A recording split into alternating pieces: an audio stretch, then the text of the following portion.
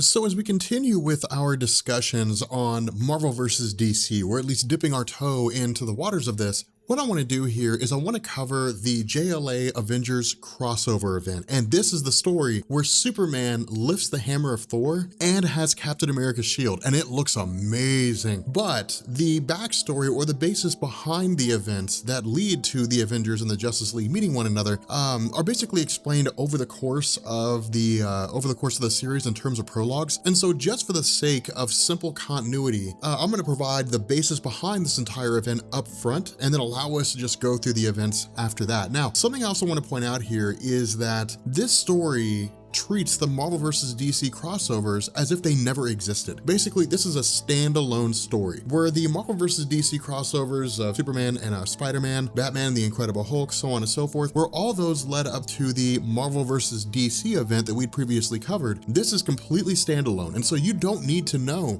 anything about the previous Marvel versus DC events. It's good because you don't need to know anything, but it's also bad because if you're a stickler for continuity, this is going to absolutely throw you for a loop. But getting into the basis behind all this, we initially pick up with a planet called Polymakis, I think it is, but this planet is not wildly important. What we know is this planet seems to be a combination of technological advancement, but at the same time, it houses a very simple society in terms of their government, in terms of their ruling class. But almost immediately after we're exposed to this society, a set of prying eyes appear in the atmosphere and the planet is completely and totally annihilated. Now, the reason why this happens, or at least what we're told in terms of the reason why this happens, is because Krona has been traveling the multiverse in search of finding the origin of all things. Now, for those of you guys who don't know, Krona has a long-running history in DC Comics, explicitly with the Green Lantern Corps, really with the Green Lantern mythos in and of itself. Within DC Comics, Krona was considered to have been the person that led to the creation of the Antimatter universe, to the Anti-Monitor itself, at least. That was before Jeff Johns' Darkseid War. Jeff Johns' Darkseid War changed all that. It really just retconned, all those things. But the fact remains here that, according to the old continuity before Darkseid War, Krona wanted to witness the beginning of all creation, and he did. He used the machine to go back in time and see the beginning of all things. The result was that it basically created evil, it created the Antimatter universe, and it created the Anti-Monitor. And so because of Krona's actions, there was now evil in the universe, which led to the Guardians of the Universe turning around and creating the Manhunters and eventually the Green Lantern Corps. Now, what this story does is it basically makes the case that after his banishment, Krona had taken to, beyond the multiverse in and of itself, into the Omniverse, and began looking at everything. And eventually it led him into the Marvel universe. Now, upon his arrival in the Marvel universe, he was met with the Grandmaster. Now, for those of you guys who don't know, who are new to Marvel Comics, because you haven't really seen much of the Grandmaster in All New, All Different Marvel, Grandmaster is a character who, of course, we'll be seeing in Guardians of the Galaxy 2, but he's a guy, one of the elders of the universe. That is to say, he's one of the oldest people in the universe, and his claim to fame is games. What he really likes to do is play games out of whatever he can. Games that test the mind, games that test the physical body. If he can turn a situation into a game that can be played, then he will do that. And so when Krona basically appears, in this universe and Grandmaster recognizes him, or at least is drawn to his attention, Krona immediately says that his goal here is to learn the secrets of all creation. And while Grandmaster initially refuses to offer him the way to find the creation of all things, instead he says, we'll make a game out of it. And so what happens is the two of them go about effectively, or at least the Grandmaster goes about effectively, turning this entire situation on providing Krona with the answers to the creation of all things into a game that involves both the Justice League and the Avengers. Now, what this does is allow us to actually pick up with this event. And what we learn is that initially picking up with the Justice League, that their existence, their universe is much like we would expect it to be. And this is really just Kurt Busiek showing us how things exist in this reality. In the DC universe, the Justice League are fighting giant monsters, fighting some giant machine. But what's interesting about this is that this is not something that they're used to. They don't recognize it as a kind of villain they would normally fight. And the reason why is because they're warned by the Spectre, Hal Jordan, that there are various villains or various characters from other universes, from the Marvel universe, that are crossing over into their reality. Now, to sidetrack here for a second, for those of you guys who are not familiar with the whole Hal Jordan Spectre element, what happened was when Hal Jordan was was basically removed from the DC landscape during Emerald Twilight, the issue was that DC still wanted to bring him back if they wanted to use him. And so what they did is they rolled him over into being the hand of vengeance of God, being the Spectre. And it was basically just a way to keep him on the back burner, for them to bring him back like Jeff Johns did with Green Lantern Rebirth if they ever decided to use him again in the future, which of course we know is something they chose to do. But with the Spectre appearing here, what he basically says is that all these different individuals crossing over come from another universe, although he doesn't explicitly tell the Justice League what this is. In addition to this, we switch over to the Marvel Universe in New York City and we pick up with the Avengers facing off against a villain named Starro. Now, in truth, this is really just Kurt Busiek, hailing back to the original Justice League story. And what I mean here is that when the Justice League first appeared in DC Comics, they literally went against a villain named Starro. It was a giant starfish, and it had the ability to create smaller starfish that would take over the minds of whoever those starfish attacked. And that's what happens here. These little starfish are taking over the minds of, all these different superheroes and so on. But the Vision, being an android, being able to analyze situations using his cybernetic components, comes to the realization that these small little starfish all basically share a hive mind with a larger starfish controlling them, with Starro determining what it is they can and can't do. And so what he does is he comes to the realization that if they effectively overload these starfish, they can in turn overload Starro and send him running. And that's exactly what happens. They allow one of these starfish to be attached to the mind of Wanda Maximoff, and in response, she sends out a backlash of psychic energy that sends Starro just running for the hills due to the fact that the energy is so extreme, really more so than Starro can handle. And so what happens is the Avengers travel back to Avengers Mansion and they get word from the character Quasar, from Wendell Vaughn. Now, Quasar is kind of a weird situation in the realm of Marvel, right? He's this guy that basically just exists to try to protect the universe, but he's one of a multitude of people that play this different role. Of course, we know that Nova and the Nova Corps exist to protect the universe. We know that to a degree, Captain Universe does the same thing, but Captain Universe only manifests in times of extreme need. So Wendell Vaughn and his quantum bands are basically kind of the protector here, but the fact remains that Wendell Vaughn also monitors everything in the universe. And what he says is that there are various entities crossing over from other realities, and their actions or why this is happening doesn't seem to make sense. Now, we know that these are DC characters, that Lobo basically just shows up in the Shi'ar Empire and immediately starts wreaking havoc. That all these things are rooted in the idea of the DC universe crossing over with the Marvel universe, and the Marvel universe crossing over with the DC universe. Now again, these superheroes don't know this. All they know is that unrecognized characters are crossing over from other realities, and they're trying to figure out why. Now from here, we transition over to Wally West, because again, this point in the Flash's publication history is after the death of Barry Allen during Crisis on Infinite Earths, with Wally West taking over his role as the Flash. Now, with Wally West running on a mission, for the Justice League, as he's trying to communicate with him, he suddenly crosses the dimensional barriers. Now, what he's done is he's crossed the dimensional barriers into the Marvel universe, and he picks up with a mutant that's being run off by various humans. Now, this is a huge shock for Wally West, and the reason why is because people aren't usually shunned for their physical appearance in the DC universe. The only real exception to that I can think of off the top of my head is like Doom Patrol or something like that. But for the most part, there doesn't really seem to be an analog in the DC universe to the Warlocks of the Marvel universe. I could be wrong about this, and if I am, feel free to correct me down in the description, but I feel fairly certain that that's the case. But the fact remains here that because this particular mutant is being set upon by these humans in such an extreme degree, that Wally West's idea is to get him out of there. The problem with this is that because Wally West is not in the DC universe, he can't access his Speed Force in the same capacity. Now, this is something that's really important here, because what Kurt Busiek says is that whenever it is, or at least what he establishes in this point, is that whenever a speedster leaves their universe, their connection to the Speed Force or their ability to use their speed just doesn't suddenly stop. It's not gone all of a sudden. Instead, the Speed Force is much like a battery in the sense that it routinely keeps them charged. But when that connection goes away, just like a battery that's being used, the charge will begin to dissipate. And that's what happens with Wally West. The charge of the Speed Force begins to go away. And the problem is that while he does try to make his way back, he is successfully able to do so with the help of the Justice League, who effectively seem to teleport him there. Now, we're not given a real explanation as to how. All we know is that he's simply just there. there. This is one of the issues that comes into play when it involves the Avengers versus Justice League crossover event, in the sense that, you know, we're basically told that the Justice League saw that there was a dimensional rift, they saw Wally West was in it, and they pulled him out, and that's it. We're not really given any explanation as to why. But the fact remains here that, you know, for Wally West, you know, while he is trying to explain to the Justice League what it is that had happened,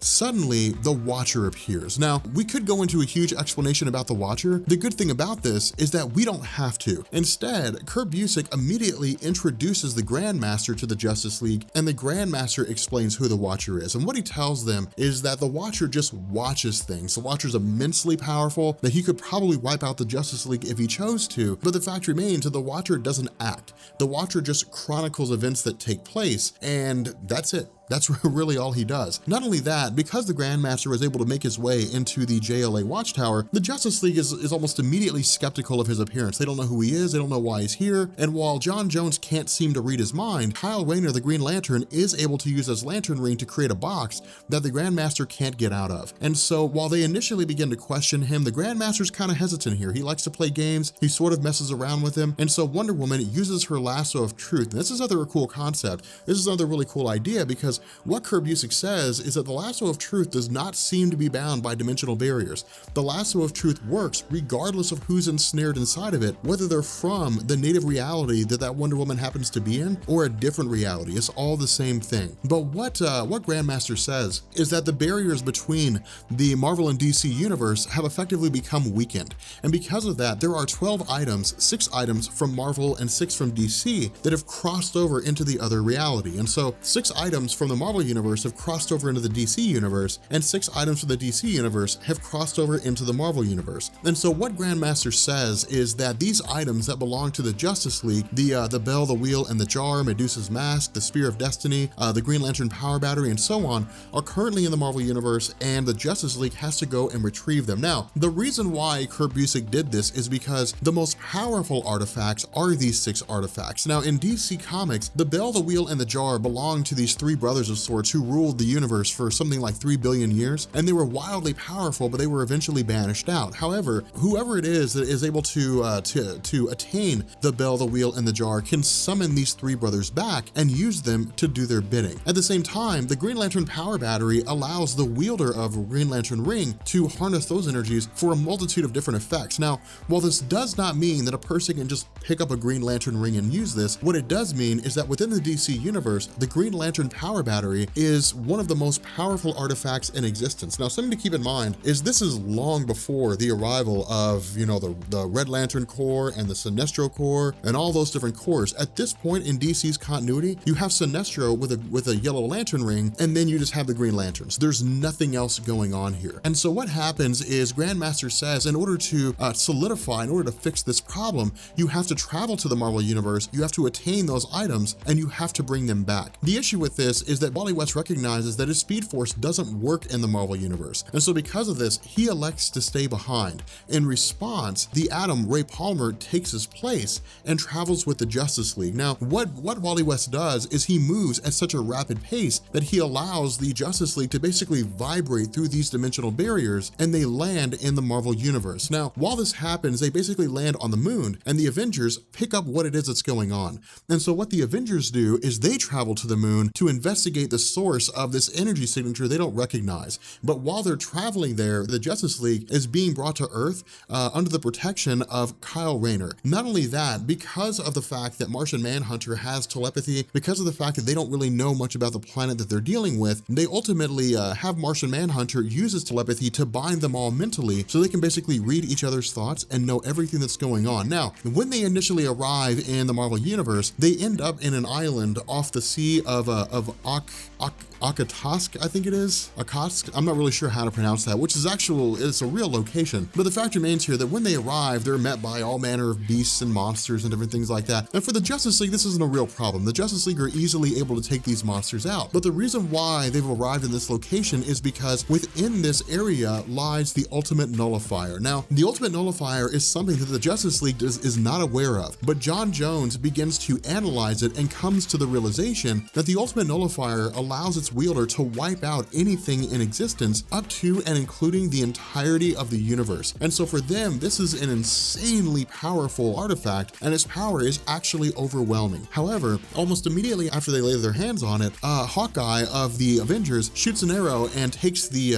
ultimate nullifier away. However, Wonder Woman's able to move fast enough to capture the arrow, after which the Justice League initially move in on the Avengers, but then the Avengers suddenly teleport away. And so what happens is that while the Avengers are trying to figure out what's going on, while they basically take off with the ultimate nullifier, they're suddenly met by the arrival of Metron. Now, in the DC universe, those of you guys who don't know, Metron is akin to the Watcher, but instead of, all the knowledge that he witnesses, or all the events that he witnesses being stored in his eyes like they are with the Watcher in the Marvel Universe, instead, it's all stored in his chair. But Metron has basically seen the collapse and rebirth of universes, and he's seen all these events take place. And so he's essentially the keeper of all knowledge in the DC universe, and he appears to the Avengers and says the exact same thing, or doesn't really say the exact same thing, but he basically makes the case to the Avengers regarding what the Justice League are, what they're about. And what he says is, much like the Grandmaster, that 6 of their most powerful artifacts have been transported to the DC universe: the Infinity Stones,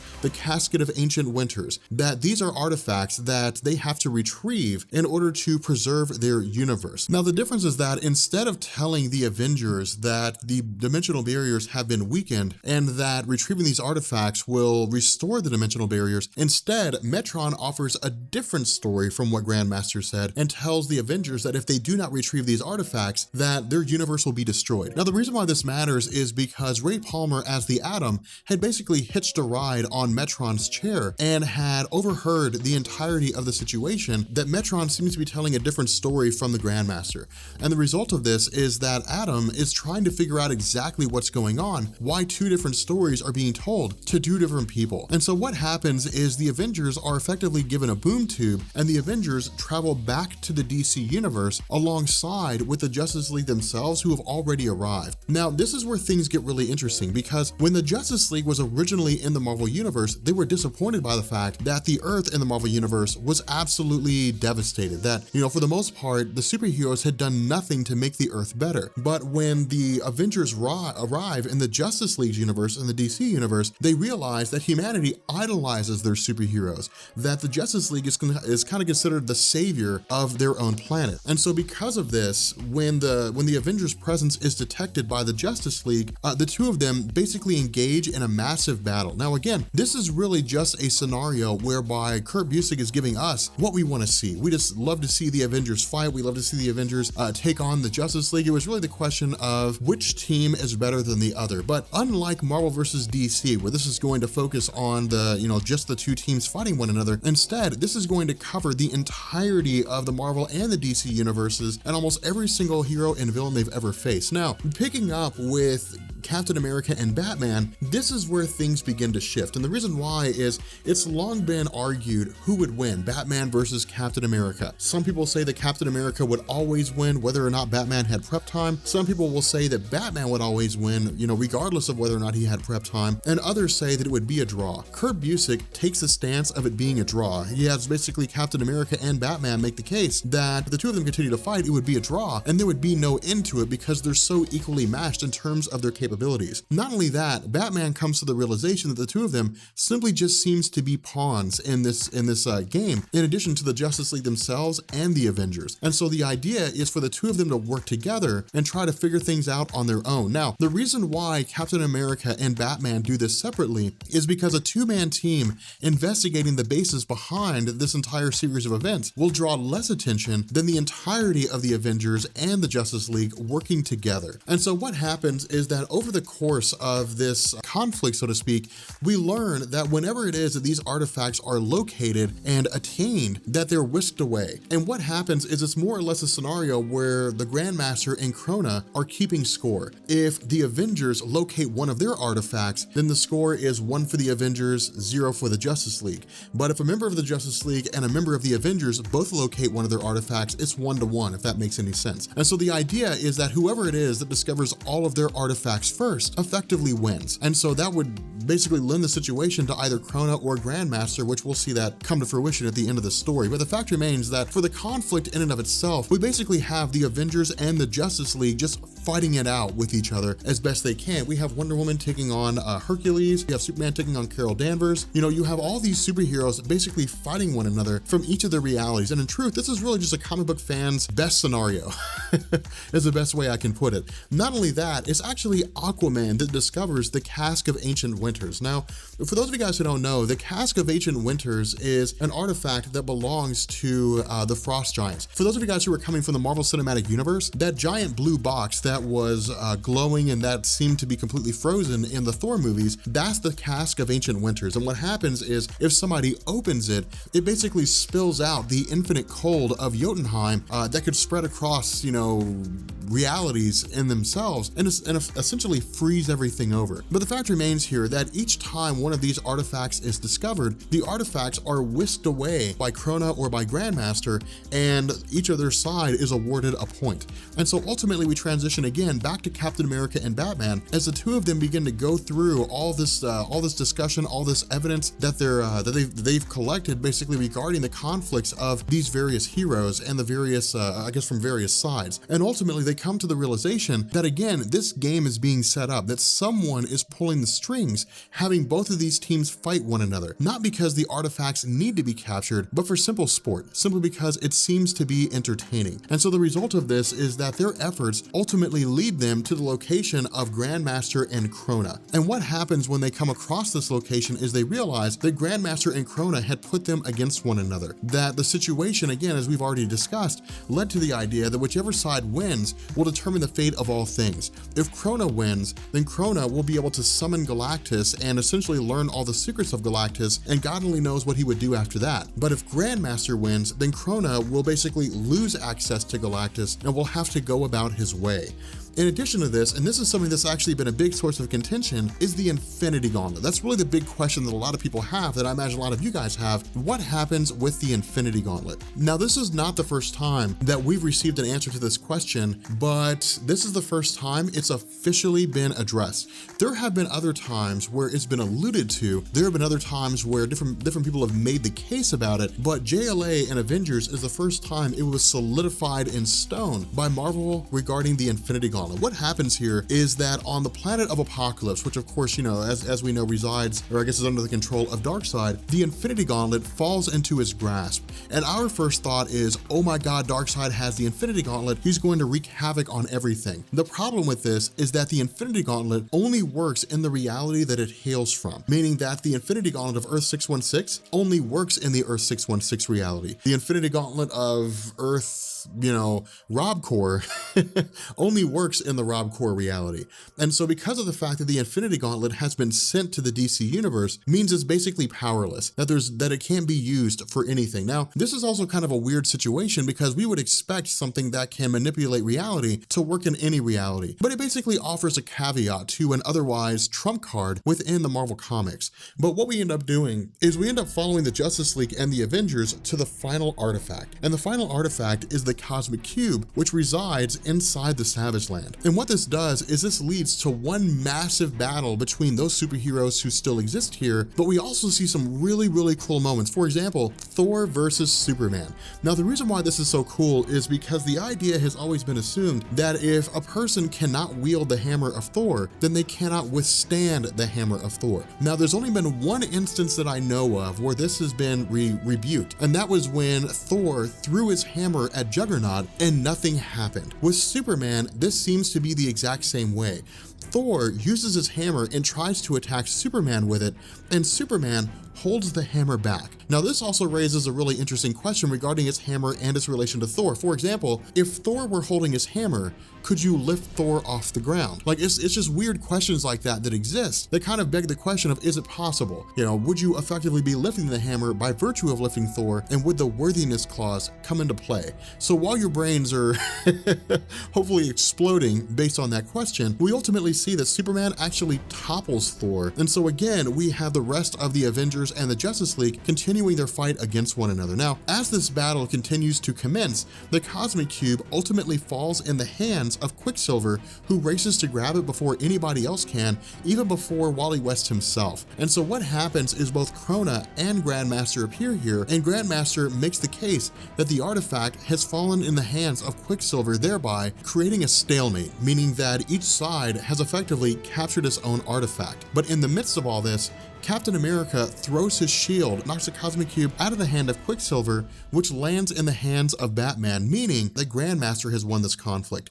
But because of this, Krona is not satisfied with the outcome, and instead he attacks the Avengers. And so when he ultimately summons Galactus, he basically says, you know, I want to know the secrets of all things. I want to know the secrets of all creation. Now, Galactus initially says no, but because of the power that he possesses, Krona seems to be able to overpower Galactus. Now, while all the forces of the Avengers and the Justice League seem to concentrate their efforts on defeating Krona, we ultimately learn that the entire game was a ruse by Grandmaster for the purpose of allowing him to converge all the artifacts into himself, and in turn, essentially, or at least it seems, to recreate reality. And so what happens is everything reemerges, everything seems to convene back into itself, into a singular universe, and what Kurt Busiek does is he presents us with a scenario where the Avengers and the Justice League have been friends for years. It's almost like an amalgamation of these two universes combined. For example, Dr. Doom had tried to access the Source, and because of this, he had become merged with the Source Wall. We're not told what events led up to this, we're simply told that this is the case. And the result is that the Justice League and the Avengers celebrate with one another over their victory.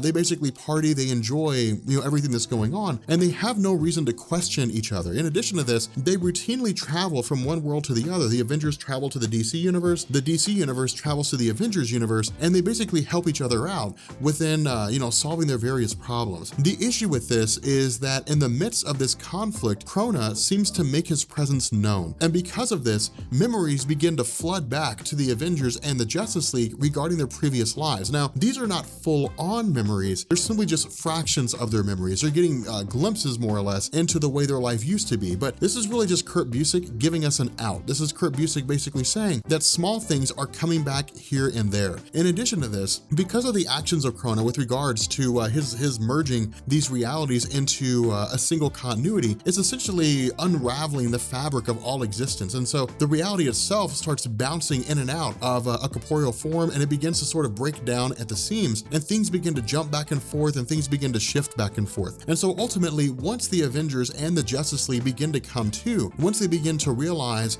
how things are supposed to be versus how things actually are, they more or less begin to band together. But something else to take note of here is it's not really until the characters of Hal Jordan and Barry Allen suddenly reemerge that a full-blown effort is actually involved here. And the reason why is these various characters, these various members of the teams are shown what their actual worlds look like by Grandmaster, which is to say he basically gives them perspective. He shows the Justice League the sacrifices of the DC universe, that Hal Jordan went crazy and became a bad guy. He shows the Avengers the life of Barry Allen when he sacrificed his life in order to preserve the multiverse during Crisis on Infinite Earths. Likewise, he shows the Justice League the fact that Vision and Scarlet Witch had kids, and those kids turned out to have been the shards of Mephisto. He shows each team the sacrifices the other team made. The issue with this is that a lot of these heroes don't want to see things go back to the way they were. Instead, they live in this idyllic reality. They live in this perfect reality, and they don't want to see things shift.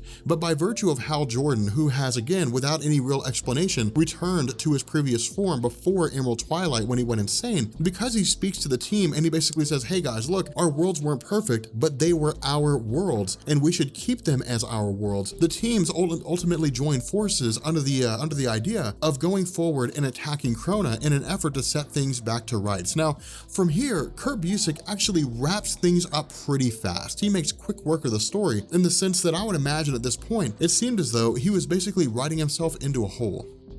And what I mean here is that situations like this could go on forever, in the sense that the Avengers and the Justice League could basically team up, or they could fight. These scenarios could unfold for God only knows how long. But because of the fact that Barry Allen's here, because of the fact that Hal Jordan's here, because things simply aren't right, the idea is to basically fix all this and give us an end to this story. And so what happens is that under the direction of Captain America, they ultimately lead their forces to the remains of Galactus, which Krona has formed into his own stronghold. In addition to this, Krona has basically taken all these different forms of energy and combined them into a single source that he can then turn around and use and converge all things into a single Big Bang, basically condense it down into a singularity, witness the destruction of the multiverse, the rebirth of a new universe, and see how everything came into existence in the first place. And so what happens is that while all these heroes attempt to defeat Krona, this sort of convergence of all their villains begins to take place in the sense that every single villain that's ever existed in the publication history of the Avengers and the Justice League begins to emerge and begins to fight against these heroes. And so basically it's more or less Krona creating a situation where it's a stalemate, where as long as the heroes are distracted by the villains that they faced, then ultimately it'll give them a chance, or it'll give him a chance to continue the process of converging all these different universes down into a singularity, leading to the destruction of all things and the rebirth of a new universe. And so what happens is, because Superman is really the core of the superhero element, right? You know, because he's so capable, because he's so strong and powerful, he's able to hold his own against the various villains that he's going against. The problem with this is that characters like Molecule Man are still extremely powerful, because remember, this is after the first Secret Wars event. And so Molecule Man has the ability to warp reality. Not only that, Superman is sort of the symbol of superheroes. And so while he is able to lead his forces against, you know, all these different villains, in the end, it just doesn't quite seem to be enough. And so what happens, and this is actually a really, really cool moment, what happens is that while Thor is momentarily defeated, or seems to be defeated, while all hope seems to be lost in the sense that the superheroes are being wildly overpowered, Thor throws his hammer to Superman, and Superman catches it while simultaneously wielding the shield of Captain America, which is beastly. It's absolutely amazing. And so what this does is it allows him to use the hammer to penetrate the citadel of Krona, giving them a way in and past the villains, as well as allowing Superman to start laying waste to the villains using the hammer. Now again, this is only a temporary moment. That is to say, Superman won't be able to wield it again, and we'll actually find out why at the end of this story. But the fact remains here that with this portal open, Barry Allen and Hawkeye effectively work together, in the sense that Barry Allen sort of relives this instance where he died against the Anti-Monitor, where he begins running around in circles as a distraction for Krona. And when Krona turns his gaze away for the slightest second, the result is that Hawkeye shoots an arrow laced with TNT into the device that Krona is using to converge all these realities, and destroys it, thereby allowing all these different universes to begin breaking away. In addition to this, this also forces Hal Jordan to return to his Spectre form, and he again also assists, and, you know, I guess operating as the hand of God in terms of pushing these worlds apart and keeping them from merging into one another. And so in the fallout of all this, once everything seems to be going back to normal, we pick up with Superman trying to figure out why he couldn't lift the hammer of Thor again. And what Thor says is that Odin was watching, or at least he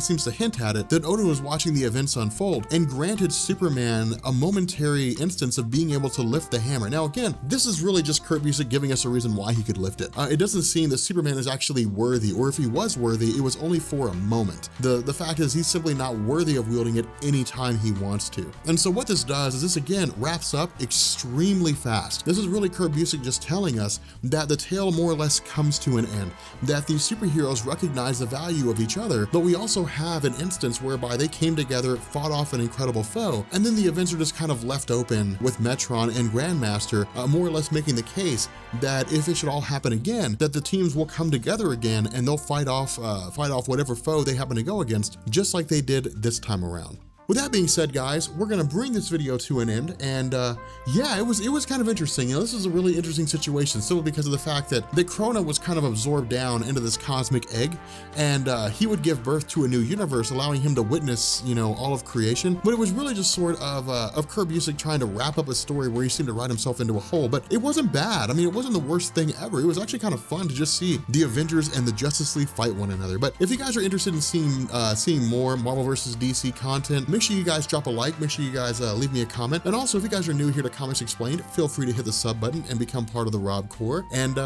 yeah, I will catch you all later. Peace.